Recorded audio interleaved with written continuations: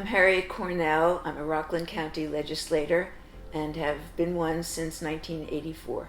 I was the only woman when I was elected. There were 17 men and me. There were whole areas of life that really weren't being looked at by the legislature at that time. And that's how I really got involved with a lot of the issues that affected me as a mother, as a woman, and began to realize that my source of strength was really going to be other women in the community that were doing wonderful things as heads of different not-for-profit agencies.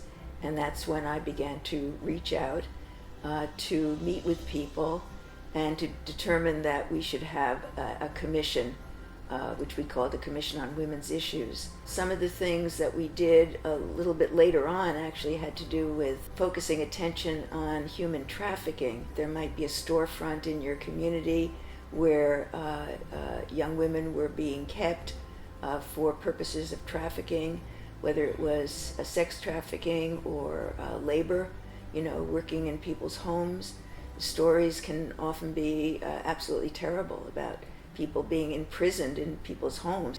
To learn about domestic violence or intimate partner violence, as it was called a little bit later and as we call it now, was totally new to me. It was not anything I had heard of growing up.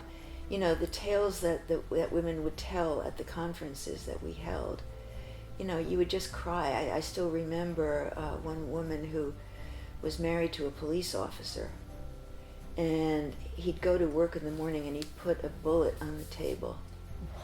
And he would say, "You are not to go out. You are not to go." I mean, she was a prisoner in her own home. But it was when I got to the legislature that I began to see some of the realities of the violence that was facing women and their families. I think if you get the community to understand what the issues are and to work with you, then you really are, you can't lose.